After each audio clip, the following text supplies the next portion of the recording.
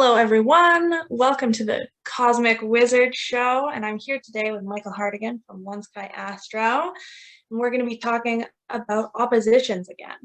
The sun just moved into the constellation of Virgo. And so we're going to be talking about Virgo a little bit about Pisces, its opposition that most people know about, and also its lesser known opposition of Aries. We're going to be diving into that. Hello, Michael.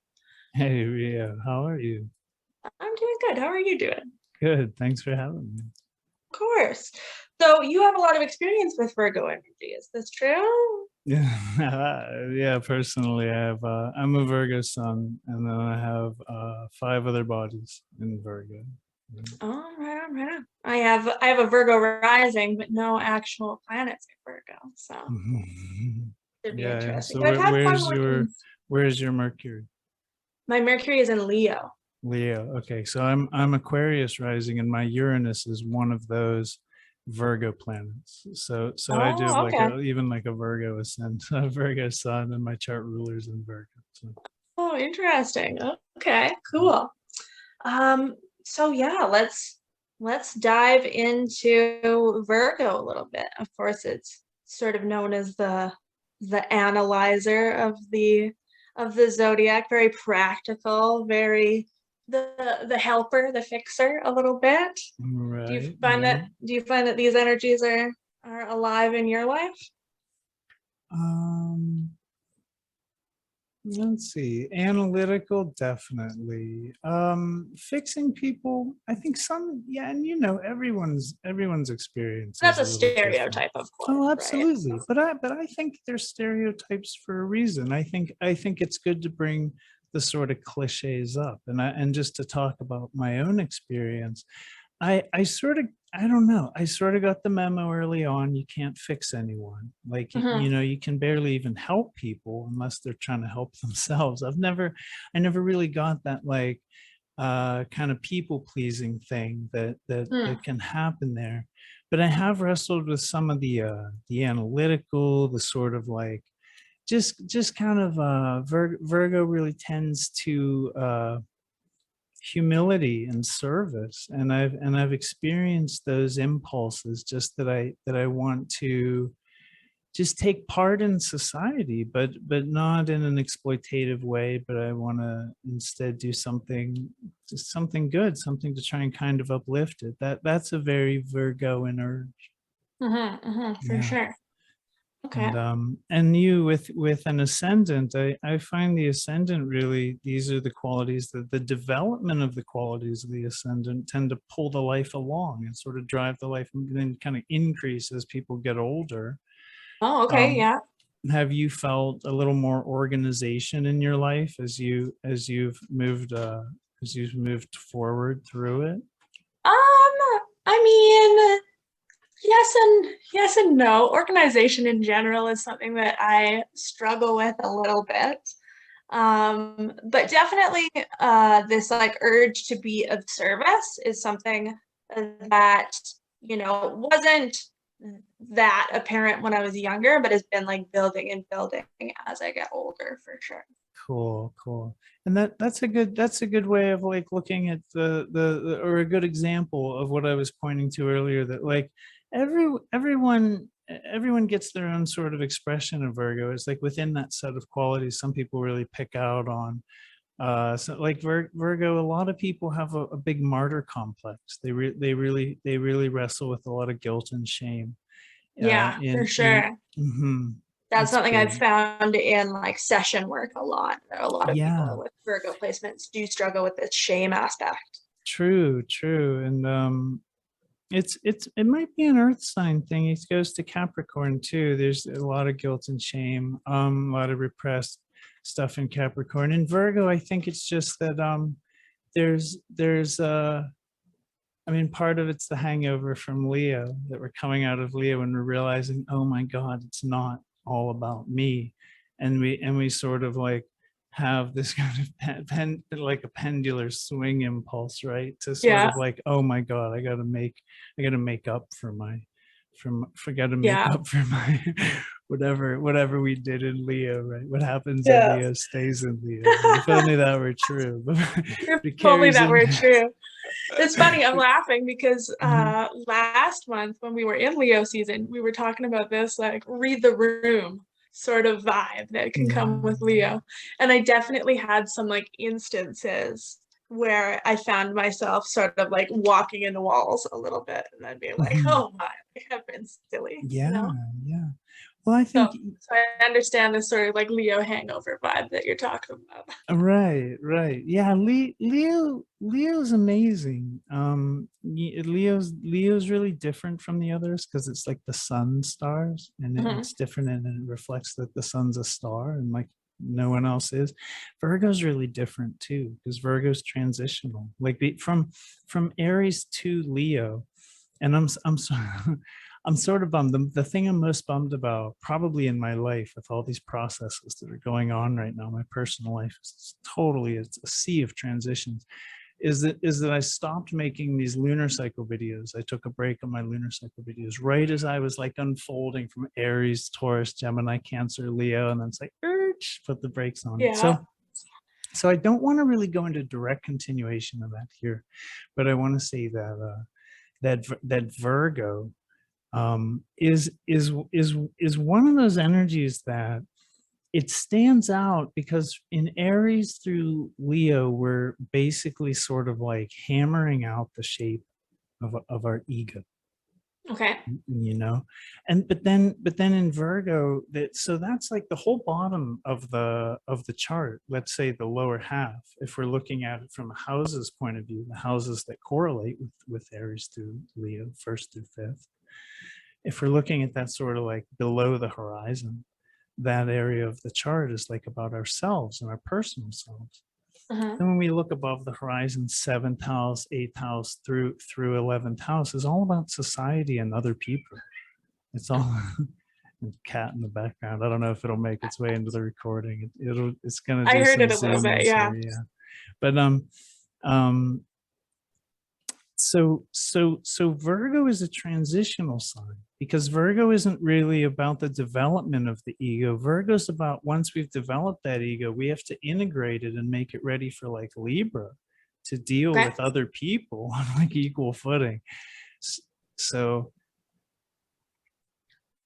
because Leo's the sun, Leo will never deal with other people on equal footing. Leos make great, Mhm. they're great at what they're great at. Great when they're in center stage, great when they're in positions of power, great when it's revolving around them. But then to really move through the world in that like Libra way, that's the transition that has to happen. So Virgo ends up being this weird twilight, and so does Pisces, Mhm. because in Pisces we're making an even weirder transition that I want to like stop and sort of turn it back to you and let this sort of digest before we get into that Aquarius to Aries transition. Um, but yeah, Virgo's a little different. The Virgo Pisces axis stands out from all the others as a little different. That's a little bit different. Okay. A little bit different. Why? Well, I I would say mean, I it's know you like the said you wanted sort to of throw it back to it's me, their but sort then of cusps. you say something curious I have to ask. That's okay. That's okay. I mean, it's a great question, and I think to expand on what I was developing there, it's that the top, the sort of the or I don't want to think visually. Not everybody thinks visually, but I'll say Okay. houses 7, 8, 9, 10, and 11 have a certain logic, and it's a societal logic. It's a logic about other people and how we integrate into the world, and through Through career and community, say starting to again. move like through community, That's goes it. from like the That's it. journey from self into community sort of Right. situation. Even then in like late Aquarius, we're moving into like just connection with like our species beyond like gender and racial differences, beyond like economic and other strata differences. So there's, and then that is moving into Pisces where there's oneness and wholeness.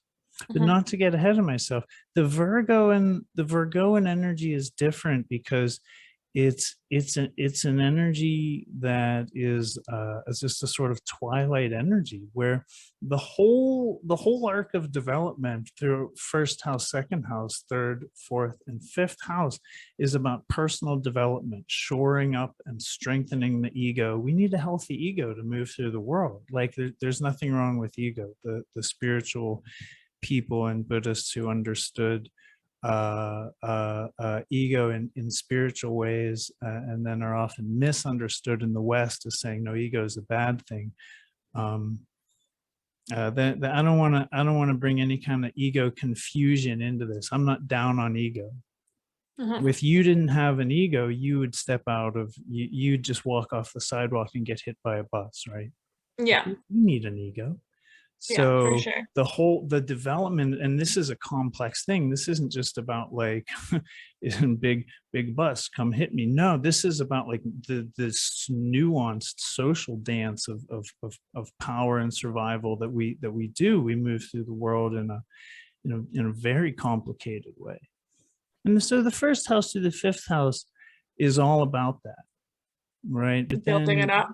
then like that Leo Virgo cusp is so interesting because critical early Virgo just gets slammed with crisis of self-importance, or crisis of like too much humility, forced humility, like humiliating experience, because Virgo seeks humility. Virgo wants to become humble, so it learns through crisis. Okay, I gotcha.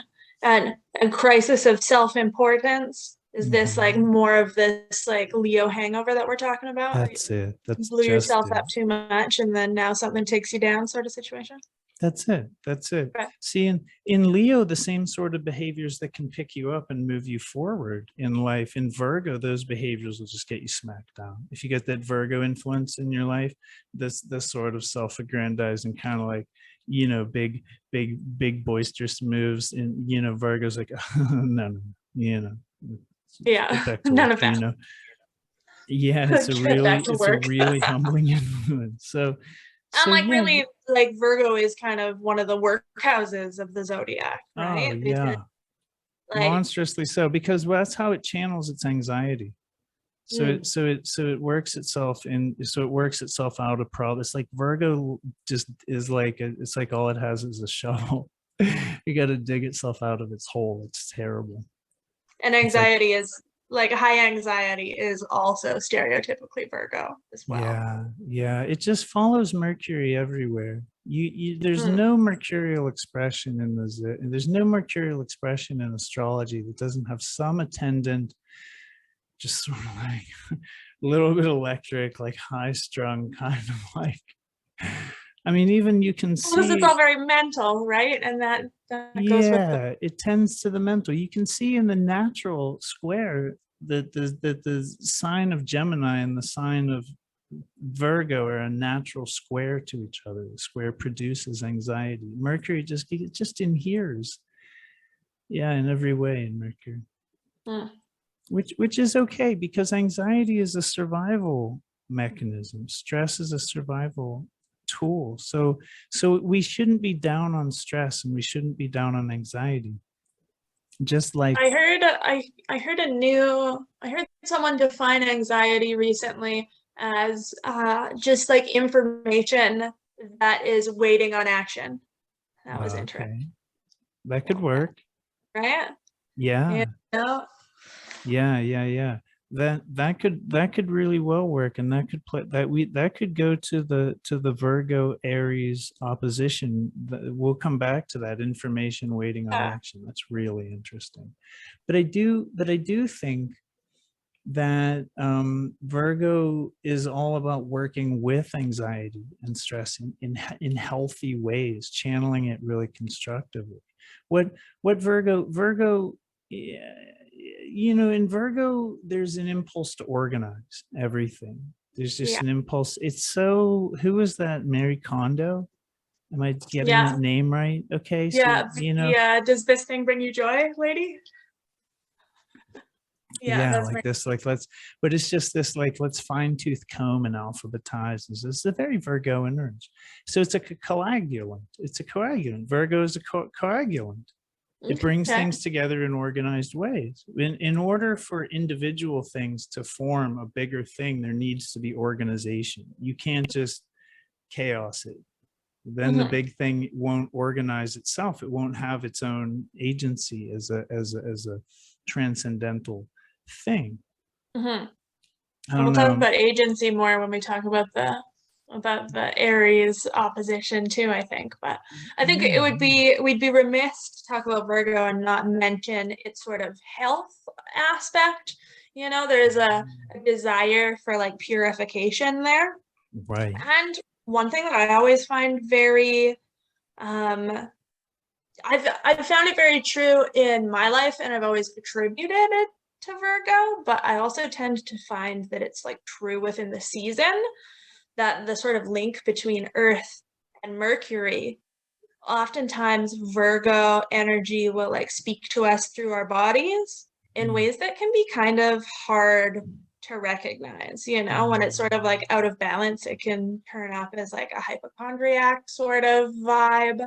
But on the other hand, like I've definitely had a lot of experiences where like my body is talking to me and it will, because you know the mind is very very good at being like everything's fine, this is mm, fine, mm, everything's fine. But sometimes mhm. when things like aren't fine, I find it, especially during like Virgo season and stuff like that, your body will start to just be like, okay, no, we're just gonna get sick now. You Right, weren't right, you weren't right. listening to me, so you know. That's it. That's it. So there's a lot there, and the first thing I notice is that the Virgo, you mentioned Virgo's urge to health and purity, purification, which is like you could contrast that to Pisces' urge to debauchery, to like basically Mhm. intoxication, Yeah, very true. especially with like downers or like like solvents. We talked about Mhm. Virgo as a coagulant. Pisces is a solvent. It's just, it dissolves. It's just, um, Yeah. in order to make way for that new Aries emergence, the whole cycle is sort of like dissolved and digested and like Mm. absorbed, right? So This is so this that's is like a way interesting they're too. opposite. I just wanted to point to Yeah. that Pisces and Virgo. Go Yeah, very, ahead. very Yeah. true. You know, and Pisces definitely does bring this like urge for um you know, like basically all of the ways that you like keep yourself not sober fall into Pisces, essentially. Right. All And of the delusion and the denying. yeah, What are we denying? We're denying the Virgo and urge to be responsible for ourselves and take care of mhm. ourselves. So, and the And more, really too, like yeah. sobriety is about much more than just like whatever the substance is. It's the ability to be able to like look around at what is true and then act from that place. And like Right, Virgo right. energy is very good at that type of Right, sobriety. right. It's not reactivity. It's response. Is removing from reacting, right? Where we Hmm. just react from, oh, the world's so hard. I gotta get, faded. That's a simple Yeah. reaction. The world hurts. I want relief from pain. That's easy. I have every not support, but I have every sympathy for that impulse. But then the more we have response, the more we're able to respond. We have Hmm. response ability. Then that gives us that instant between what's happening to us and where and when we, how we approach our response to it. And that's a huge difference, even in just an increment of like a half second or a second between what happens to us and the reaction. It gives us a moment that to have that moment of clarity. And that's what happens when you bridge the gap between Pisces and Virgo. Hmm. Literally, you gain, because Virgo is the left brain and Pisces is the right brain. Virgo is the analysis engine, and Pisces is what takes the whole thing, the whole, whatever you're looking at, all your experience itself takes the whole thing in immediately and processes the entire thing. No if then logic, just got it, and like just knows. It knows things. It drinks and it knows things. That's Pisces. Okay. And then it just so and then Virgo's like still catching up, right? Virgo's always still catching up to Pisces in this way, because Virgo's like, well, wait, hold on, I'm getting there. I gotta think about it. I know, right? Let me overanalyze this.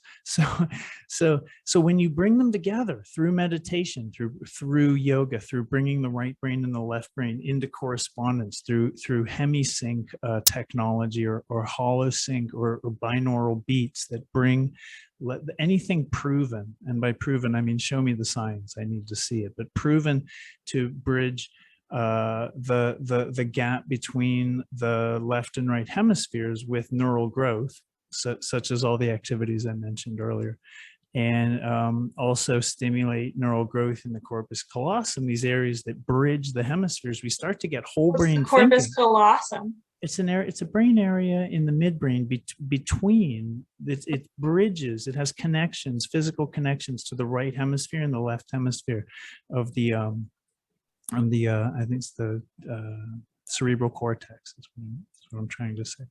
So without getting into anatomy or neurobiology, what I'm really trying to indicate is that these star groups opposite in the sky have correlates to our like the two hemispheres of our brain, and they're direct correlates. So when you talk about health and recovery from addiction, and you start to talk about changing your behavior, this is the bringing together of these opposites. And this is exactly real why we're here talking about these as opposites, because they work as opposites. Like Virgo, for all its anxiety and all its sorting out and all its ability to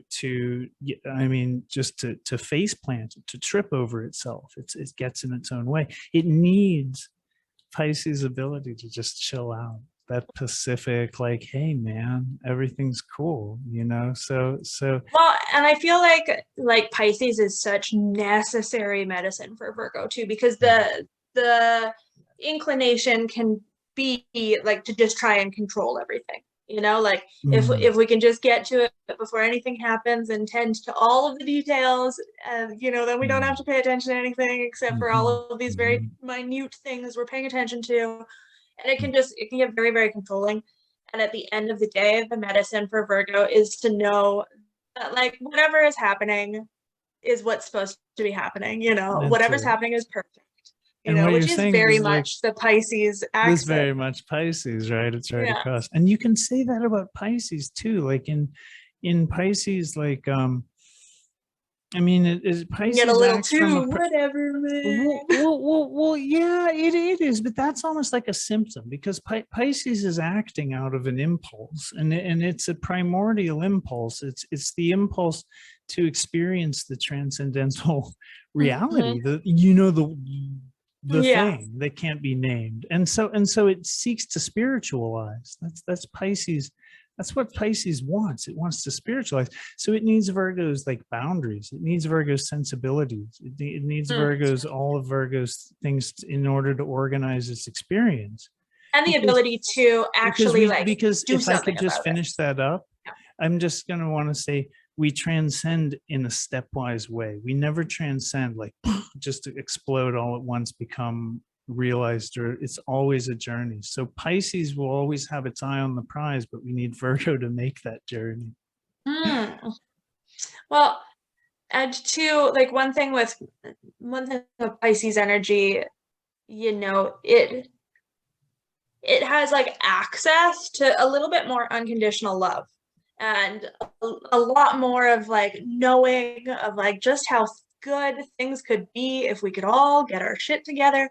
And the truth is, when like faced with actual humans, like it's a letdown sometimes. And I feel like Pisces can get very trapped in this like experience of disillusionment, and sometimes Virgo's ability to just like, okay, now we get up and do something. Now we take a step, we do something, is some sort of like disillusionment is a huge Pisces word. It's actually one of the Pisces processes. We get disillusioned, but oftentimes through Pisces, we get disillusioned by like kind of because our delusion doesn't work.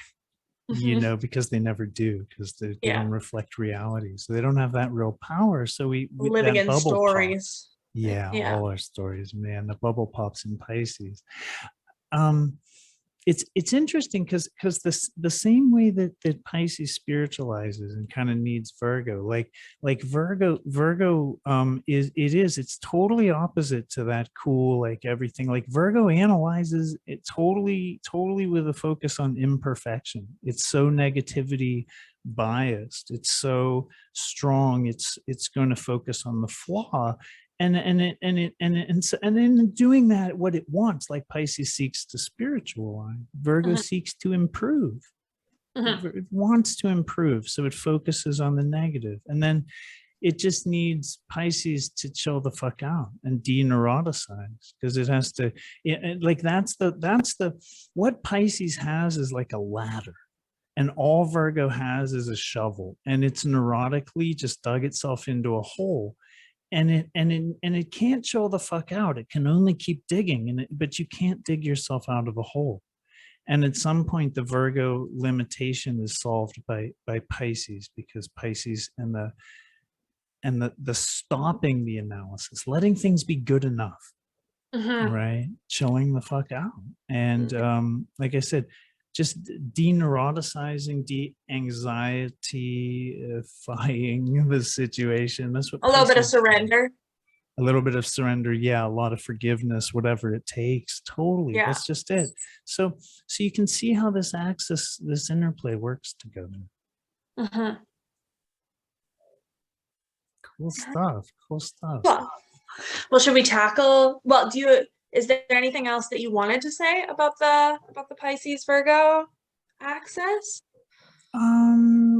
Well, I do want to say that If- we talked about Virgo as a sort of transition, how we get from an established ego in Leo to then being able to interface with society, others first, one-on-one first, and then moving out towards, like, groups and big, through work we engage, like, wow, whole swaths of society. And then in the 11th house, we really we really build out those connections until we feel connected to our species. And then that brings us, that connection to the species is then bringing us to Pisces. And I want to talk about this sort of cycle of evolution. Like, evolution through time follows human evolution, and I mean very broadly.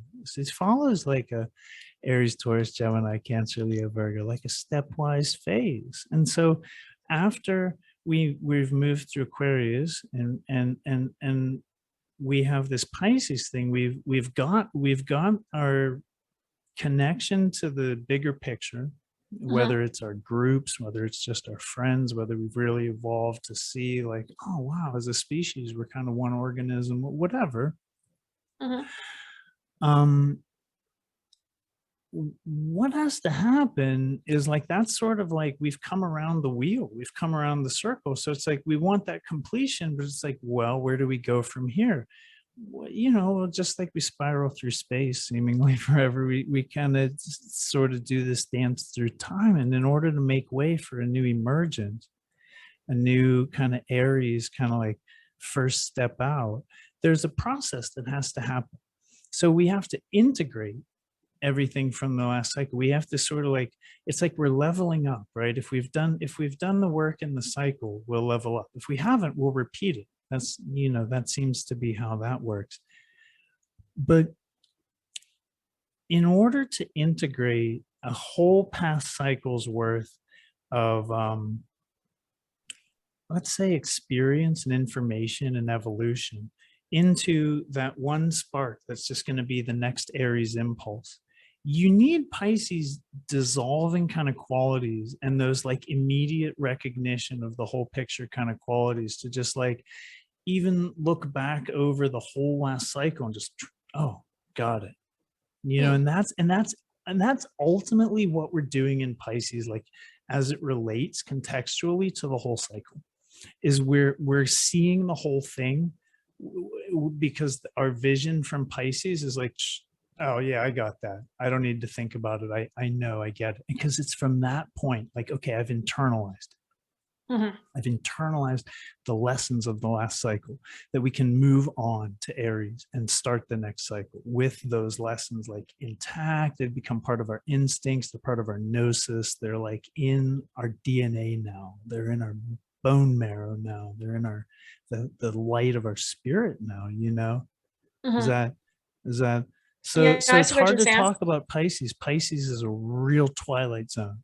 Same Mhm. way Virgo is, just different. That these are, I wanted to give voice to that because we talked about how Virgo is different. This is a little harder to talk about how Pisces is really different, but none of the other signs, no other star group has those like radical transition. Pisces is a set of stars totally alone. And Hmm. it's very hard to understand, but what it wants to do is actually wrap shit up, internalize it, and take it to the next level. Yeah, for sure. I'm just thinking about my own experiences during Pisces season. Hmm. Definitely big wrap up vibes for sure. Usually Cool. like disillusionment as well. That's it. That's it. Pisces loves disillusionment. In fact, I think the first buzzword, even before the word psychic or Mhm. wounded or musician, that Jeffrey Wolf Green gives Pisces, the first buzzword is disillusionment. Hmm. It's the quintessential Pisces process.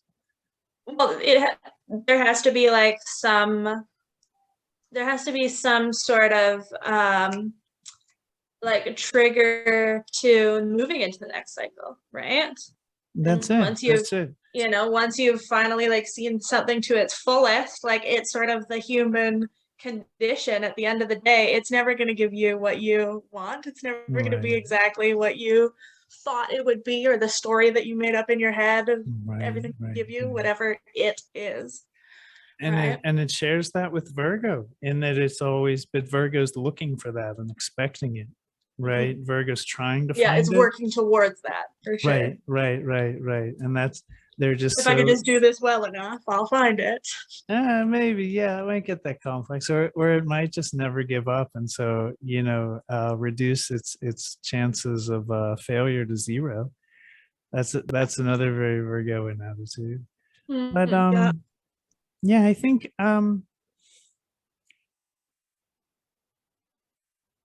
when we talked about how they're opposites, I'm just kind of looking over my notes here. Yeah. Um, yeah, my favorite thing about Pisces is like like well, Pisces tends to be really messy. Hmm. Like Virgos are it's notoriously fastidiously neat, and Pisces people tend to be those artists. You go into their studios, just piles of stuff and stuff everywhere. And my favorite Pisces line is, "Well, I know where everything is. Don't touch don't clean up. I know where Don't move my piles. don't move my piles. I know where everything is," and that's just one of my favorite things that Pisces people say.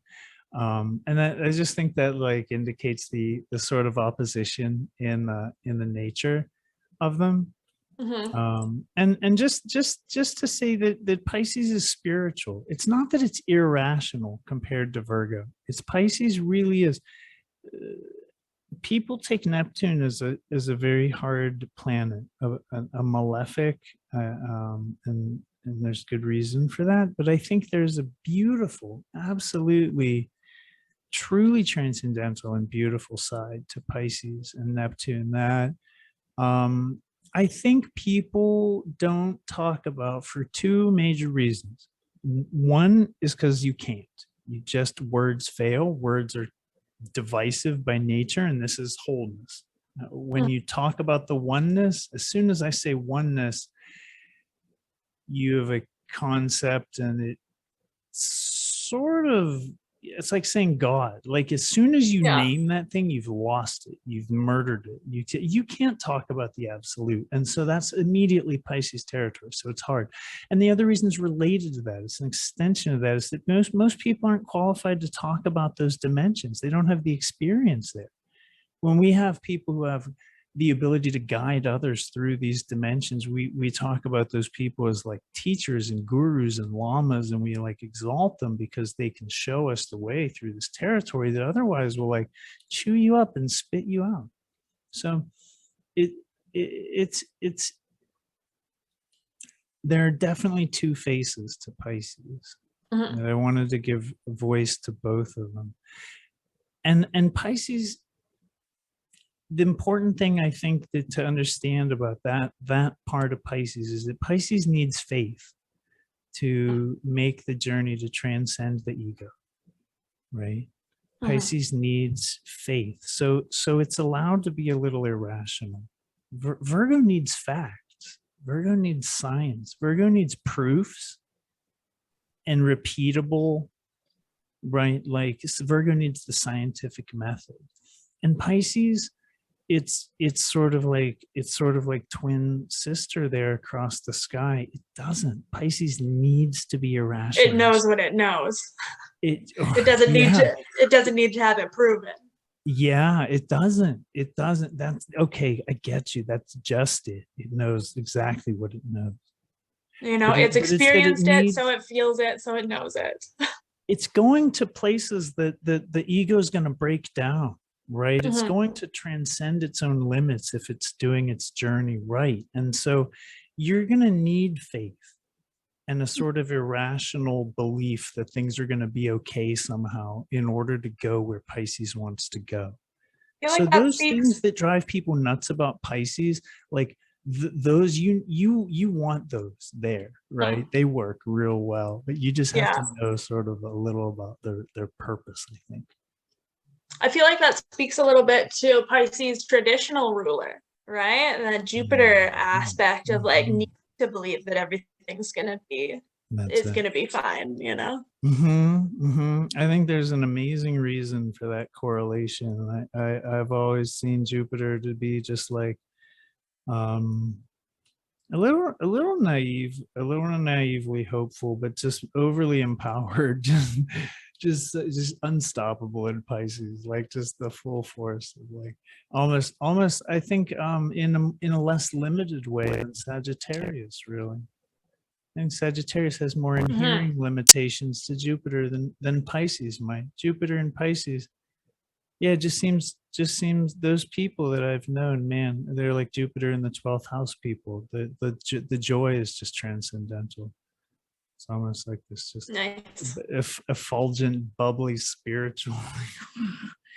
Yeah. I have a lot of Jupiter in my chart, and I feel like it's always given me like optimism as a superpower. Yeah. Cool. Which is useful. Your Jupiter is in Pisces? My Jupiter is not in Pisces. It is in it's like right on the Gemini Cancer cusp. Oh, okay. Do you have a Jupiter in Gemini too? If I look at it, it seems a bit more in Gemini. Oh yeah. Than in Cancer. It's like 0 degrees basically. Oh, that's really depending on what system we use, right? We have Jupiter almost in the same place. My Jupiter is at the end of Gemini, right? Almost on the Cancer. Oh, really? Interesting. Wait, maybe. You know, I have to look. I'm not. I don't want to. You know. Misspeak. It's funny. I don't know my own chart, but my Jupiter is definitely in Gemini, so we might share that. But it's my most elevated planet. It's like super conjunct my MC. I think maybe in orb to my Venus. I don't know, but it's right at the top there in it. I've got like the Jupiter Saturn opposition thing going. But that's sort of a superpower placement right at the top. Yeah. So I think we should probably look at this, the end of Virgo. As bodies move through the end of Virgo, they enter an axis, and we're talking about axes. And since we're talking about, and you got to say this last time, so I'll say it this time. So we're talking about axes, and we're talking about this from a true sidereal or a true lifetime sky or a constellation or whatever you want to call it. This sort of 13 sign astrology. using uneven signs.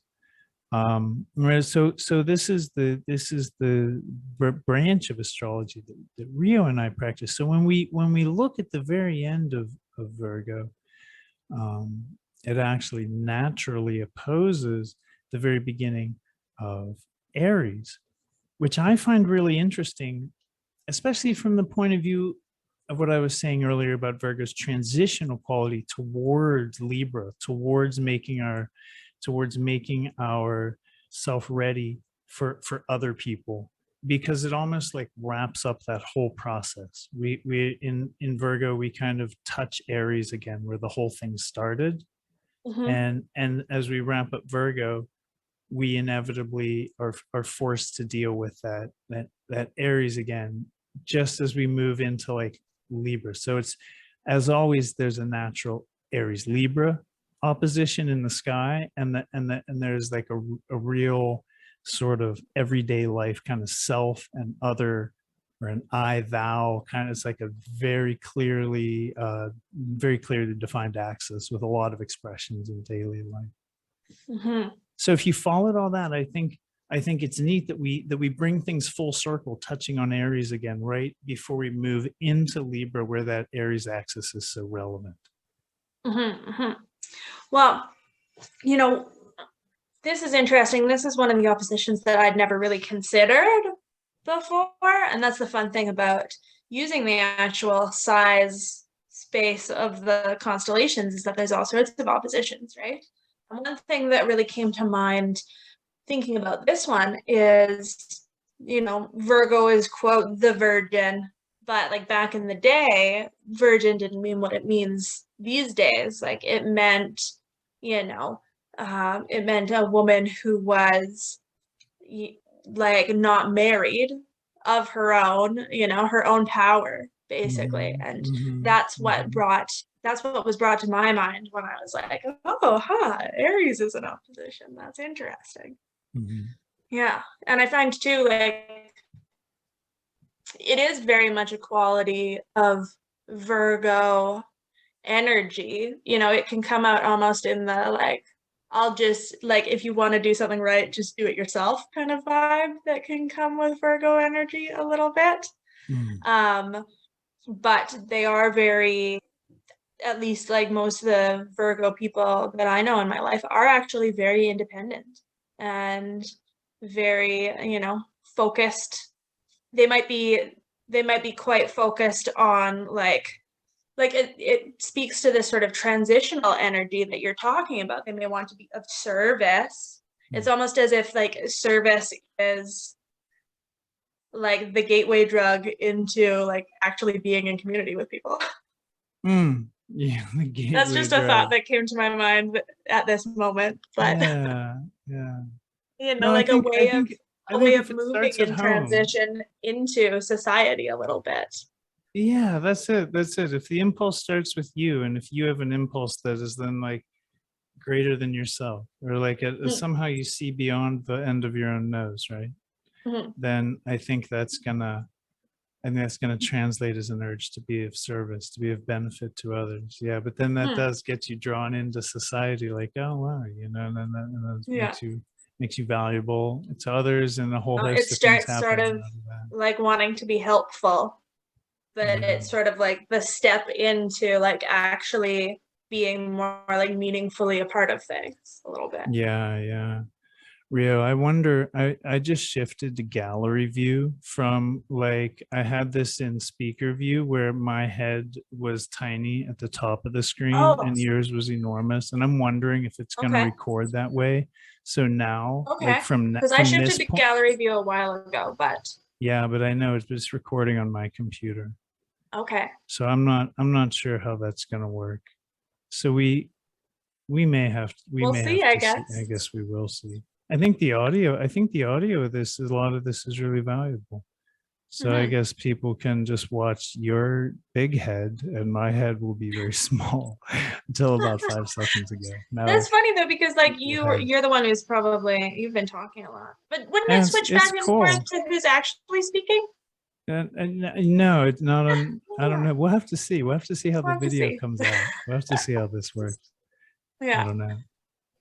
For viewers who have no idea what we're talking about, if there's no difference, you, we should probably just edit this out anyway. I don't think this is valuable to anyone. All right, that's my fault. I've experienced a little bit of the Virgo Aries axis in client work, and I have to say it's very direct. It's not fettered by a lot of the sort of like kind of muffin tendencies of Pisces to just sort of float around. Virgo and Virgo can move. For an earth sign, it's the earth sign that moves, and Aries is just very dynamic, very motion oriented sign. So the two of them kind of get things done. I see a sort of like decisiveness. It's almost like scorpionic. Like Scorpio can make this can be decisive, and then Mars was an ancient ruler of Scorpio, I think, because they very clearly relate, Mars and Pluto being octaves of each other, and there's just a certain kind of like it's one of the things that Aries and Libra are absolutely opposite in. Yeah. Libras will vacillate and they'll think about what Oh, they I want to don't do and the way know. maybe Are I you could, maybe I could do. there? Aries, oh no, I've already done it. I know what Yeah. I want. Yeah. So I find the Virgo to bring that out, to bring a little almost clarity to that. And I find these people are like, I've seen just two of them, but they've both been with like major placements. They're like significant placements that would have that impact would be able to be something you could see or ask questions about in their life. And it's both just a very forward moving, very driven, very I'd say it's a little it brought the sort of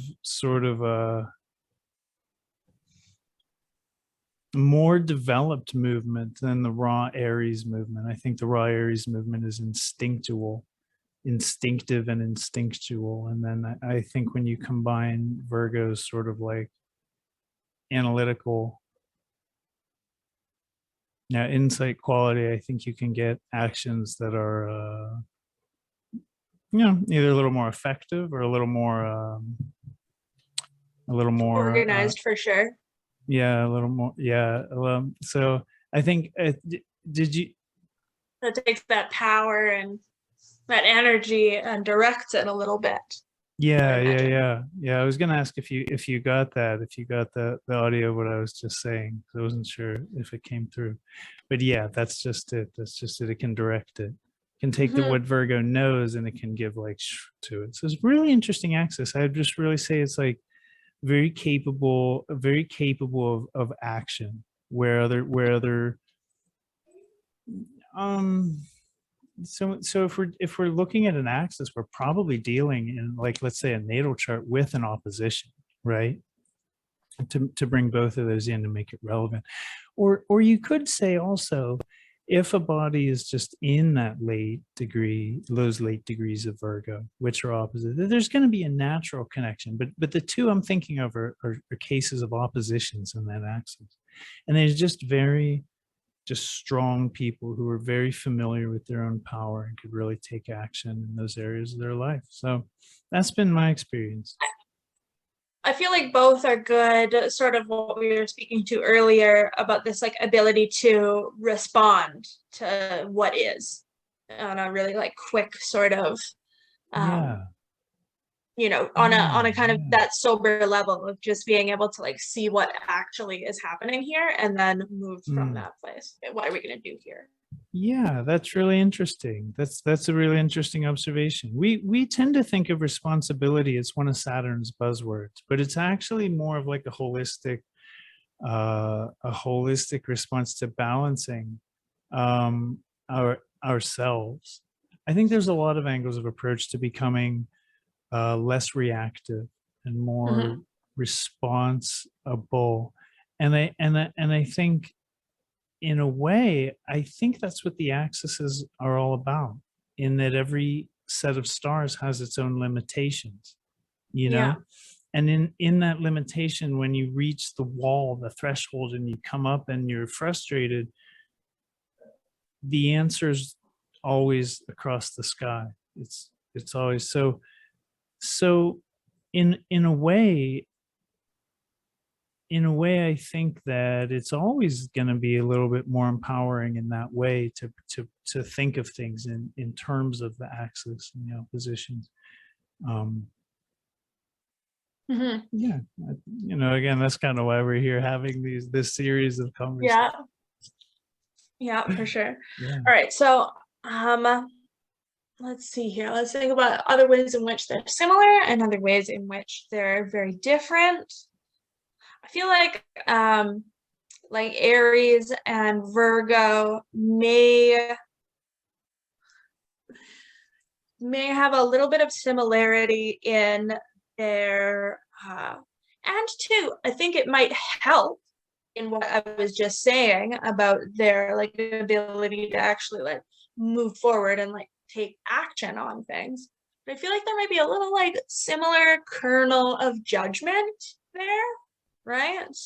Because I mean, at the and two, I think it's worth saying, Virgo energy gets a little bit of a like a bad rep for being like a little bit judgy, but at the end of the day, like every energy has its own ways of like judging things. It's a mental process that we're all doing all of the time, right? But like this ability for discernment is definitely something that is found.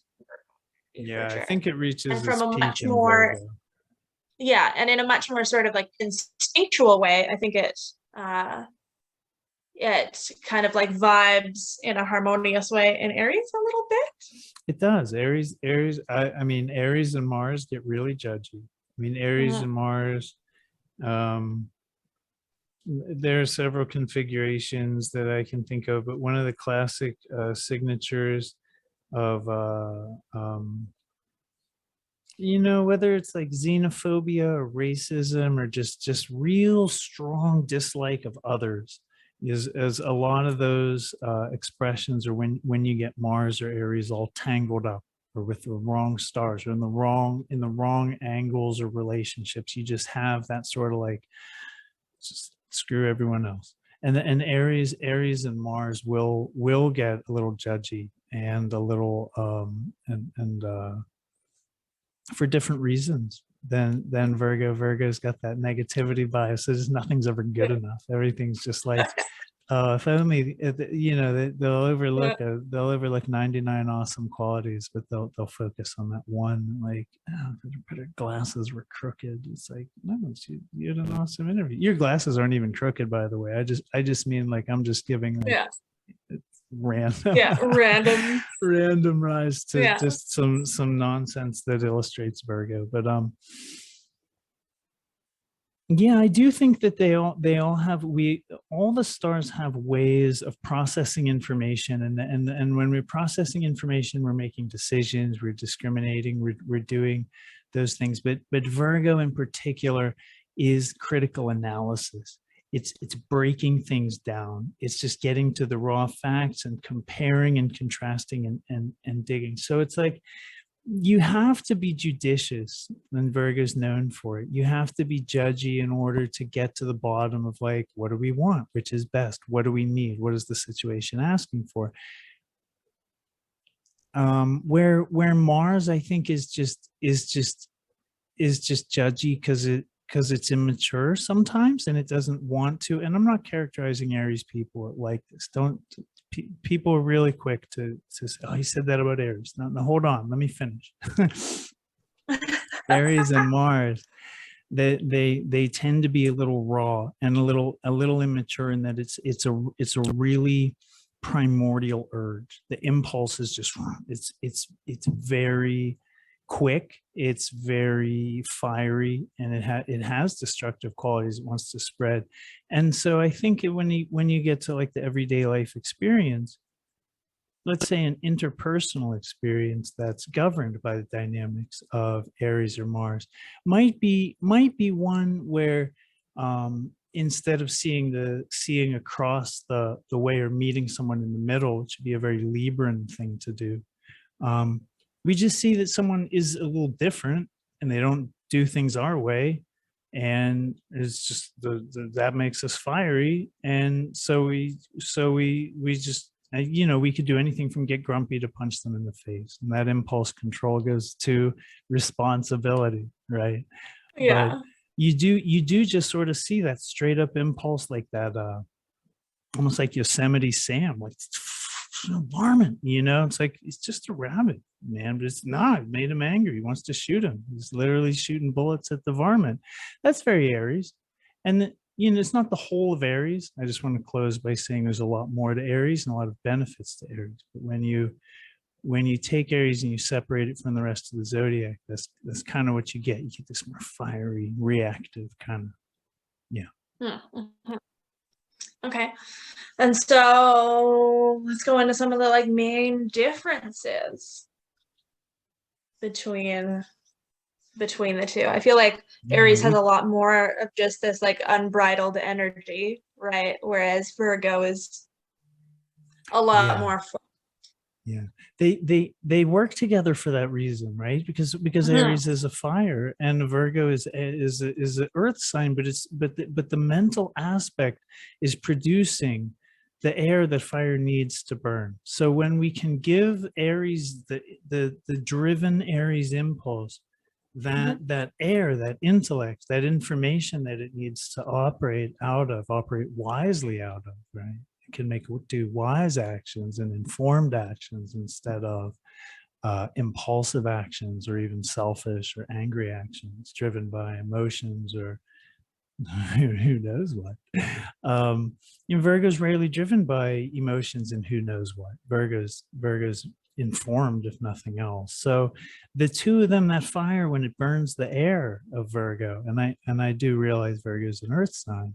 But then Mercurial is always producing air. Still acting that really mental element for sure.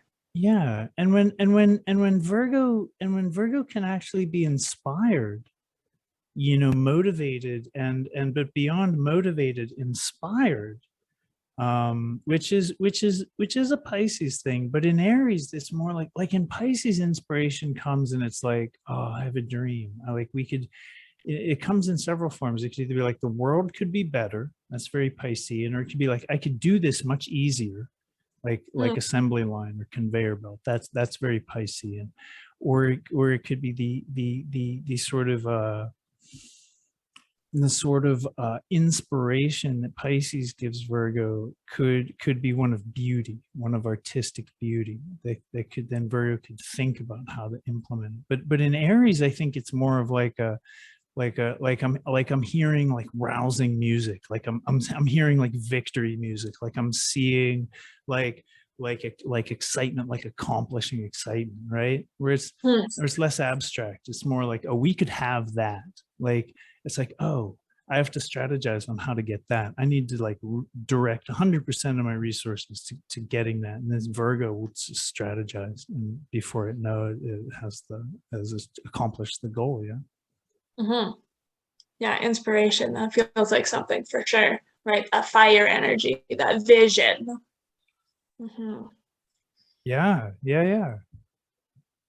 That's something that I associate with fire a lot of times is that vision, that ability to like see something in your mind's eye, you know. Right.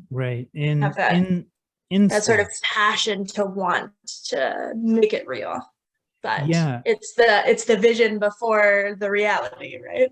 it is, and the knowing, and just some kind of strange, the fire signs just sort of follow a weird knowing. It's not quite intuition like the water, but it's just like what I think of as instinct. Something that I found in Deva's book, I'm pretty sure. Yeah. She associates all of the fire signs with a sense of personal destiny, and I think that's something I've thought about often. I think is quite true in like somewhat different ways, right? In Aries, it's a lot more just like instinctual. In Leo, it's about, you know, find like more of a story, like stepping into some sort of grander position. And then in Sagittarius, it's about like going further and finding like those big truths and stuff. Yeah. It does feel like a I don't remember what she said about that in her book, but just to take what you're saying apart from David's work, I think that the fire is sort of like, it's like the animating, it's like the fire in our engine. It's like if we have strong fire, we'll be able to accomplish. Mhm. And if we don't have strong fire, we could have great ideas, or we could be, and even we could really find ourselves in an advantageous position, but without the energy just to carry our designs through, we might just not even be able to, Mhm. um, take advantage of that situation. Well, So, it's so I think interesting of the too fire that too as a spirit, mm, and then being a really this almost the deepest level, almost like mm. causal. But go ahead. I think we had this. Thanks for letting me get that out. Um, it's interesting that fire comes before earth. It's like the vision that we need. Like earth is what allows us to like sort of bring an idea more into reality, into form, but fire is kind of like the vision, the spark that happens prior to that. Hmm. We'll have to do another talk about the elements and how it all fits together, because it's really fascinating when you start to look at the way that the trinities of elements work together, or in 13 sign, if it, depending on how people treat a fucus, some of you may know I treat Scorpio fucus as almost like one sort of one sign. So these axes, when we talk about Taurus, or we talk about Scorpio, we'll talk about a fucus too, as we'll talk about Scorpio fucus, opposite of Taurus. Just because we may talk about it in a different way, Rio. You may bring your various understandings on that to bear. It's your show, but that's the way I work with it. So just if anyone I've had got that thoughts, but I question. don't want to go on too much of a tangent Yeah. prior to then. The time Yeah. will come for sure. Yeah, that's cool. Well, yeah, maybe that's all for today. I don't know if I have much more to really, I More think I thoughts think on you the got a lot of Aries good Virgo thoughts out thing? there. What's that? No more thoughts on the Aries Virgo thing? Um,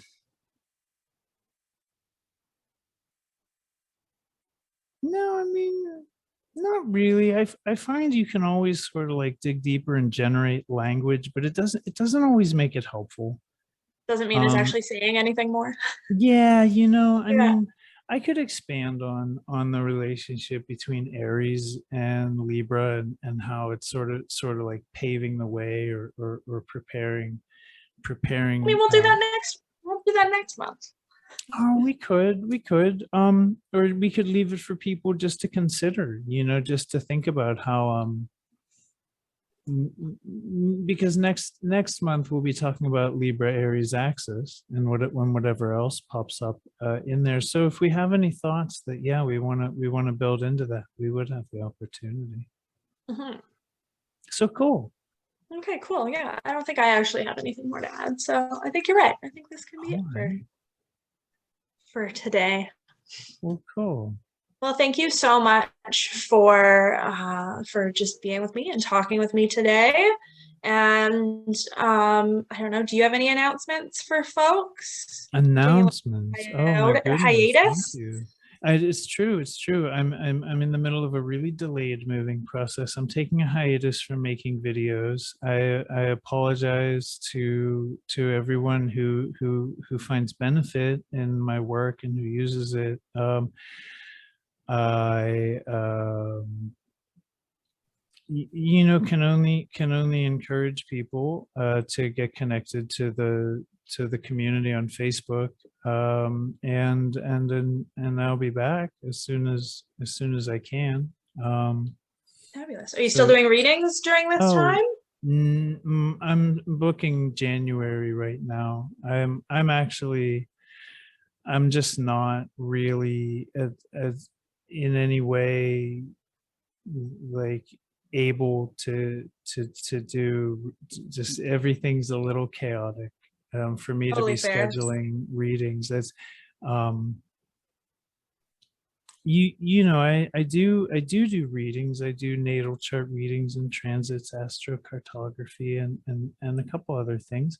My website is oneskyastro.com, and yeah, you can check out my menu of services there, and the group. I think we were mentioning the group Sidereal Revolution on Facebook is where the community of constellational astrologers gathers. Um, and I think that's about all the things I would want to say. Thanks for giving me that space. Rita. Of course. Well, we will chat again next month, Yeah, I look and forward. I look forward to it. Sounds good. All right. Well, thank you. Well, folks, there you have it. Our chat on oppositions, talking about Virgo season. And there actually there can be a great deal of magic within the Virgo archetype. Here in the Northern Hemisphere, I always think about how it's very linked in with the beginning of fall, and it always like Persephone's journey always comes to mind as I watch the leaves fall off the trees, and I think about her descent down into the underworld while we in the Northern Hemisphere are starting to go through the period of starting to enter into the period of darkness, right? And that very transitional phase.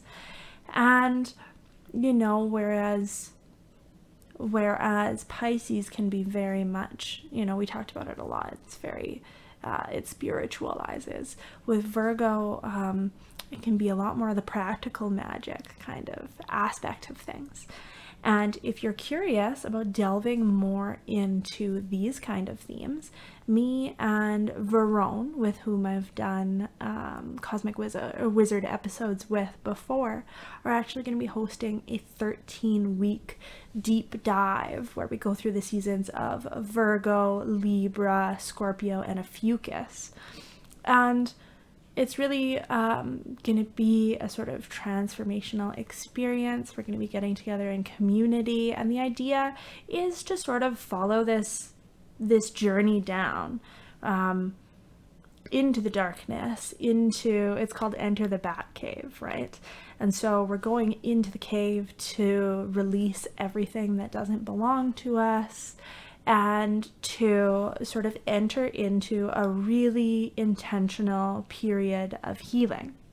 And so if you're interested in that, I'm going to put the link down below. And also, Virgo season always calls to mind, for me anyways, personally, a story of like intense healing that I went through during a Virgo new moon. I'm going to be sharing that with people in a workshop this Saturday, September 24th. I'll put the link down below.